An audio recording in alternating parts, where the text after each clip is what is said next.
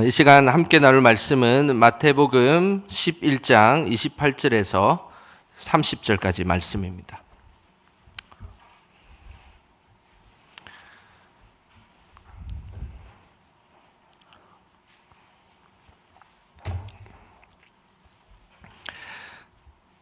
마태복음 11장 28절에서 30절까지 말씀, 우리 한 목소리로 말씀 읽겠습니다.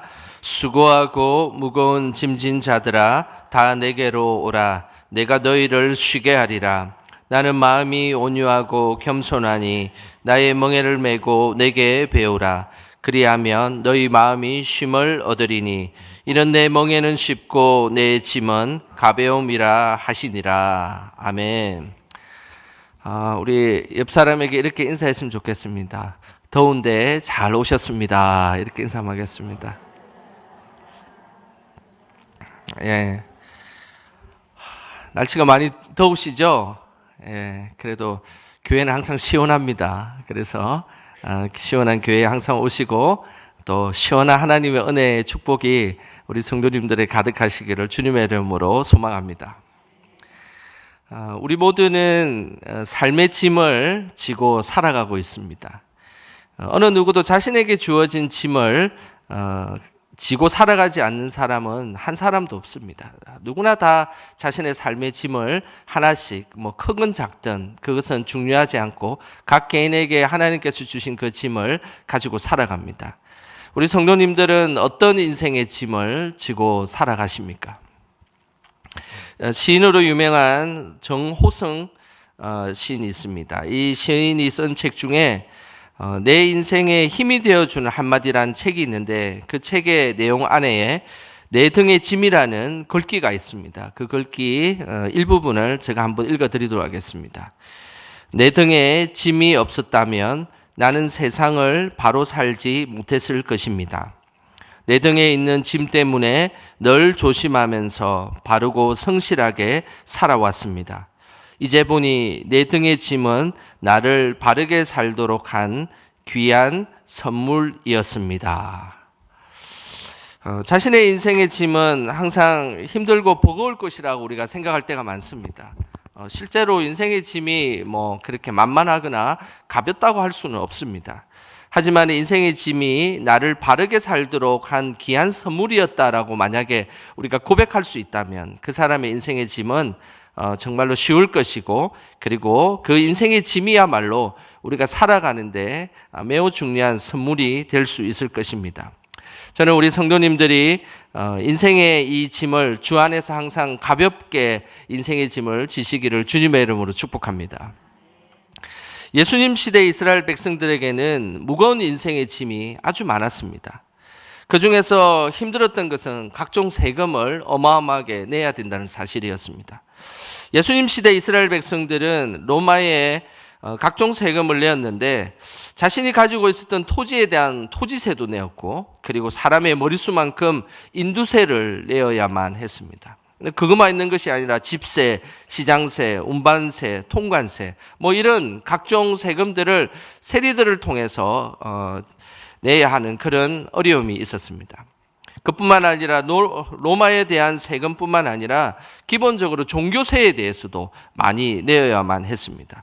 유대인들은 우리가 생각하는 것보다 더 많은 종교세를 내었습니다.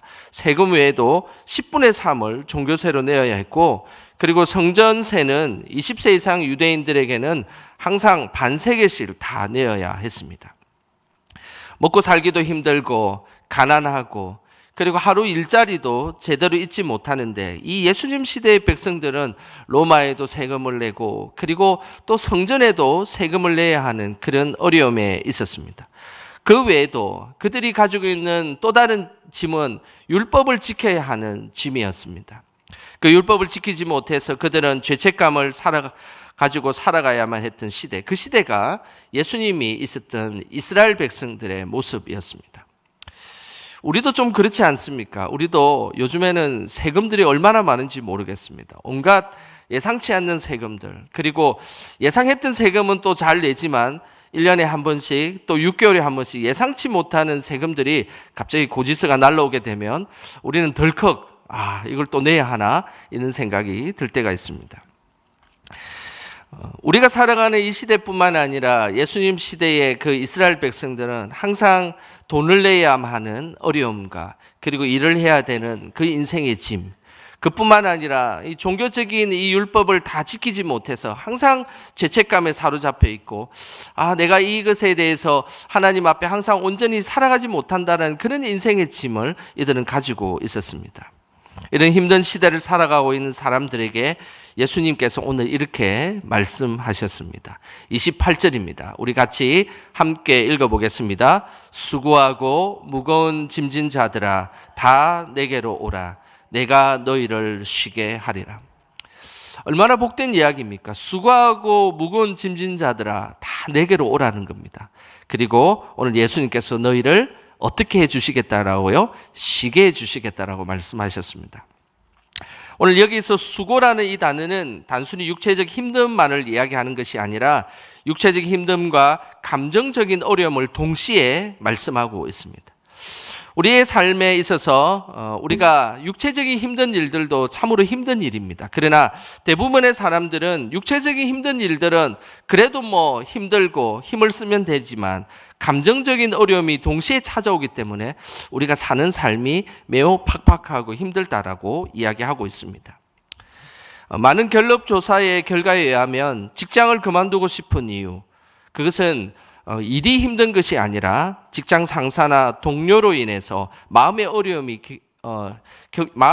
겪기 때문에 그냥 직장을 확 그만 때려치우고 싶다라는 생각을 한다는 것이죠. 그래서 현대인들은 이 사직서를 가슴에 품고 언젠가 한번 멋지게 한번 던져보고 회사에 나오는 꿈을 대부분 꾼다라고 이야기하고 있습니다. 최근에 어린 초등학교 교사가 자살한 이야기로 온 국민들이 안타까워하고 있습니다. 요즘 그 학교에 만들어진 신조어 중에 이런 용어를 들어보셨습니까? 헬리콥터 학부모라는 용어를 들어본 적이 있습니까? 이 헬리콥터 학부모라는 용어는 헬리콥터처럼 시도 때도 없이 학교를 맴도는 학부모를 이야기합니다. 이렇게 헬리콥터처럼 뚜뚜뚜뚜뚜 맴돌다가 혹시 조그만 문제가 생기면 바로 이렇게 문제를 제기하여서 시도 때도 없이 학교에 간섭하는 학부모를 요즘에는 헬리콥터 학부모다라고 표현을 하고 있습니다. 이 헬리콥터 학부모에는 부모만이 해당되지 않습니다. 이곳에는 할아버지, 할머니도 해당되고 이모, 고모까지 합세하고 있다라고 합니다. 이 이야기는 기사로 들은 것이 아니고 제가 우리 교회에서 초등학교 교사로 지내고 있는 우리 집사님들하고 요즘에 많이 힘들고 그래서 전화를 해보니까 실제로 이런 학부모들이 있다라고 이야기를 들었습니다.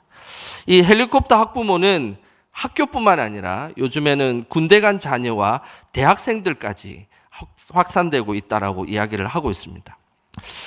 저도 좀 생각을 해보았습니다. 나도 이 헬리콥터 학부모는 되지 말아야 되겠다라고 요즘 다짐하고 막 그렇게 지내고 있습니다. 그러면서 저희 집에 4층에서 문을 쫙 이렇게 열어보면 전동 초등학교가 그대로 보이거든요.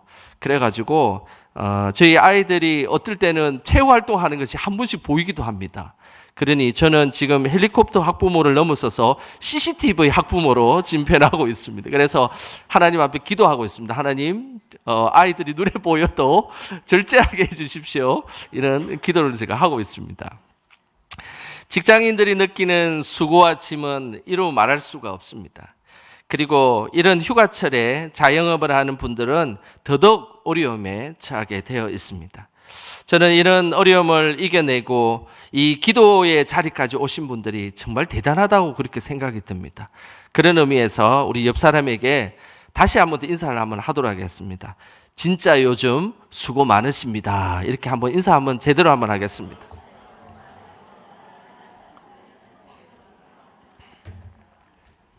자, 이렇게 어렵게 지내는 이 세상 속에 정말로 수고가 많으십니다.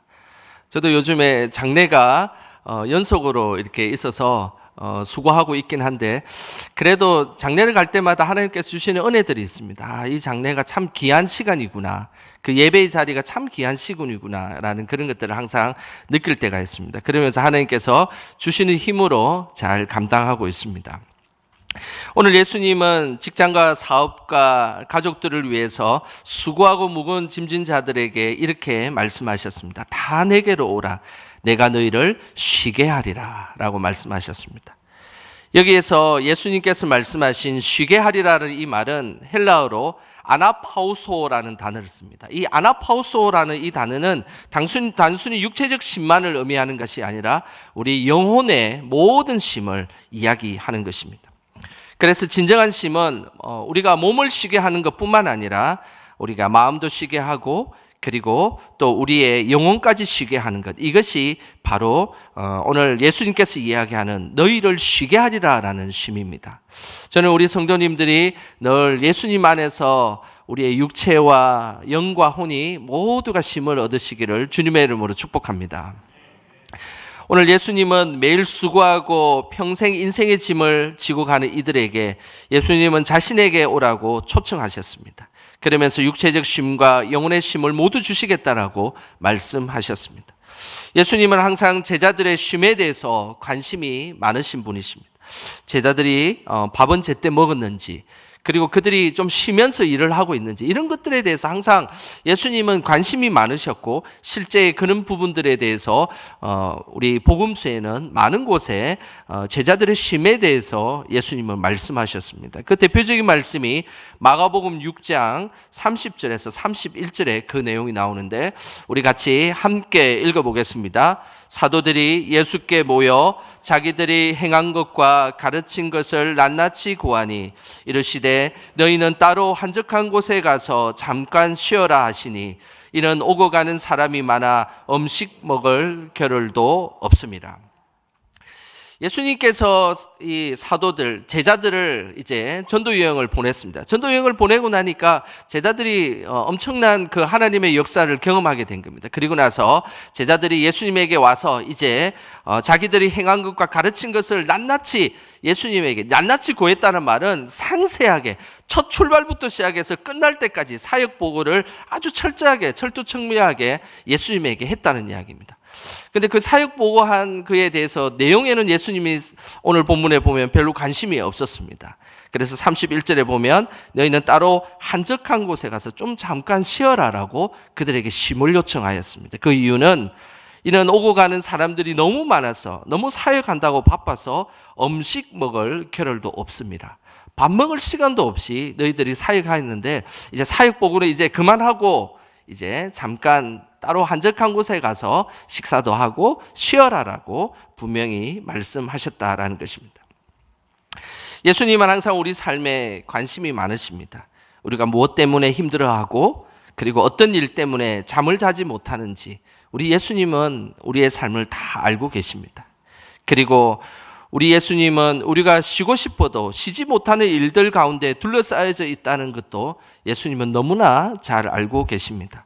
저는 우리 성도님들을 가장 잘 아시고 이해하시는 예수님을 통해서 귀한 쉼을 얻으시기를 주님의 이름으로 축복합니다. 오늘 예수님은 우리가 쉼을 얻지 못하고 살아가고 있는지, 왜 우리가 이 땅을 살아가는데 쉼을 얻지 못하는지를 정확하게 알고 계셨습니다. 그 이유를 오늘 쉼을 얻는 방법을 29절에 이렇게 말씀하셨습니다. 우리 29절 말씀 같이 함께 읽어보겠습니다. 나는 마음이 온유하고 겸손하니 나의 멍에를 메고 내게 배우라. 그리하면 너희 마음이 쉼을 얻으리니. 우리가 쉼을 얻지 못하고 힘들게 살아가는 것은 오늘 예수님께서 말씀하시기를 온유하고 겸손한 마음이 없기 때문이라고 말씀하셨습니다. 예수님은 이 사실을 너무나 잘 알고 있었습니다. 우리가 이 땅을 살아가는데 육체적인 힘든 일도 있고 바쁜 일도 있고 그리고 인생에 너무 무거운 짐 때문에 살아가는 것이 힘들지만 우리의 그 근본적인 우리의 인생의 짐이 힘들었던 이유는 우리의 마음이 온유하지 못하고 겸손하지 못했기 때문이다라는 사실을 예수님은 정확하게 알고 계셨습니다. 그러면서 인생의 짐이 이렇게 힘든 이유는 우리가 매 순간마다 온유하지 못하고 겸손하지 못했기 때문에 예수님의 이 마음, 온유하고 겸손한 마음을 배우라라고 말씀하고 계신 것입니다. 우리의 마음이 강팍해지고 거칠어지고 예민해지면 절대 쉼을 얻지 못합니다. 억울한 일과 힘든 일 그리고 안 좋은 일들이 끊임없이 반복적으로 우리의 머릿속에 맴돌게 되어 있습니다. 그 순간 필요한 것은 우리에게 온유한 마음이 필요하다는 것입니다. 그러면서 우리가 생각이 복잡해지고 자꾸만 어떤 일들에 의해서 그 생각에서 헤어나지 못할 때 그렇게 기도하시길 바랍니다. 예수님 찾아와 주셔서 제 마음을 온유하게 좀 해주십시오. 제 마음이 지금 너무 들떠 있고 때로는 예민해 있고 너무나 강박해 있습니다. 예수님 찾아오셔서 제 마음을 온유하게 해주셔서 이 시간 예수님 주시는 참된 쉼으로 나를 인도하여 주시옵소서라고 기도하시기를 소망합니다. 또한 경쟁하고 다투고 괄취하는 이런 삶은 절대 쉼을 얻지 못합니다. 그때 예수님에게 우리가 또 기도해야 될 것은 예수님 나에게 겸손한 마음을 주시옵소서. 겸손은 우리의 경쟁하고 다투려는 그 행동을 멈추게 하는 힘을 가지고 있습니다. 그래서 우리가 많은 힘든 일 가운데 그렇게 우리가 그 문제들이 우리의 인생에 너무나 큰 짐처럼 이렇게 끌고 다닐 수밖에 없었던 것은 우리 안에 근원적으로 예수님 주신 겸손이 없었기 때문이라는 것을 우리는 기억하셔야 되는 것입니다. 그래서 매 순간마다 예수님 나에게 겸손함을 주시옵소서. 나는 참 교만하고 그리고 나는 항상 하나님 앞에 부족한 일이 많습니다. 그때마다 예수님 나에게 겸손함을 주시옵소서. 그래서 그 겸손을 통해서 주시는 은혜로 나에게 참된 쉼을 허락하여 주시옵소서라고 기도하시기를 축복합니다. 저는 오늘 이 밤에 정말로 쉬지 못하고 무거운 짐을 지며 살아가는 우리의 삶 속에서 예수님의 온유와 겸손을 통하여서 온전한 쉼을 얻는 그런 복된 시간 되시기를 주님의 이름으로 소망합니다.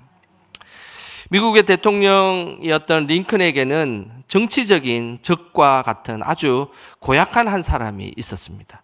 그는 에드윈 스탠턴이라는 사람이었습니다. 이 에드윈 스탠턴이라는 사람이 링컨에게는 정말로 스트레스 요인이었습니다. 툭하면 링컨의 외모를 가지고 놀리고 인신공격을 했던 사람이었습니다. 그는 평소에 다른 사람에게 링컨 대통령을 이렇게 놀렸습니다. 우리는 고릴라를 보기 위해 아프리카에 갈 필요가 없습니다. 백악관에 가면 오리지널 고릴라가 있기 때문입니다. 그다음 링컨 대통령이 이게 구레나루와 이게 수염이 아주 많거든요. 그래서 보면 좀 비슷하게 그렇게 보이기는 합니다. 그런데 이 에드윈 스탠턴이라는 사람이 사람들마다 대놓고 그런 이야기를 하고 다니니 그런 이야기가 링컨의 귀에 들려지지 않겠습니까? 그러면서 링컨의 외모를 가지고 놀렸던 인물이었습니다. 이런 스탠턴을 링컨이 얼마나 싫어하고 스트레스를 받았을까요? 그때 링컨이 이런 기도를 했습니다. 하나님, 어떻게 하면 좋겠습니까? 너무 힘듭니다. 스탠턴이 시도 때도 없이 놀려서 생각만 하면 화가 치밀어 오릅니다. 그런 기도 중에 하나님께서 링컨에게 이런 지혜를 주셨습니다. 스탠턴이 너를 대놓고 놀리지 않도록 백악관에 좋은 직책을 주는 것이 어떻겠니? 이렇게 하나님께서 지혜를 주셨습니다. 그리고 나서 그 하나님의 음성을 듣고 스탠턴을 링컨은 아주 중요한 고위직이었던 국방부 장관으로 그를 세웠습니다. 다른 사람들이 의아해했습니다. 아니 맨날 링컨을 놀리고 해코지했던 그 사람을 어떻게 국방부 장관을 세울 수 있겠냐. 그러나 그를 국방부 장관으로 임명하였습니다. 그 일이 있은 후 놀랍게도 스탠턴은 온유하고 겸손한 모습으로 변하기 시작했습니다. 더 이상 링컨을 놀리지 않았습니다. 그리고 나서 1865년 4월 14일 오후 10시 15분은 링컨이 미국 워싱턴 포드 극장에서 암살을 당하는 날이었습니다. 그리고 나서 링컨이 암살을 당하고 모두가 슬퍼하며 링컨을 애도하는 장례 예배를 드릴 때에 링컨을 그렇게 놀렸던 스탠턴은 링컨을 향해서 이런 고백을 하였습니다. 가장 위대한 사람이 여기 누워있다. 시대는 변하고 세상은 바뀔지라도 이 사람은 온 역사의 재산으로 남을 것이다. 이제 그 이름 영원하리. 예수님의 온유와 겸손을 배울 때 우리는 우리 자신도 변하게 되고 상대편도 변하게 된다는 것을 꼭 기억하시길 바랍니다. 그 순간이 우리의 인생의 짐을 내려놓는 순간입니다. 그리고 그 순간이 우리의 인생의 짐을 이제 가볍게 하는 시간이라는 것을 항상 기억하시길 바랍니다. 이런 자에게 오늘 예수님께서 이렇게 축복의 말씀을 하셨습니다. 30절입니다.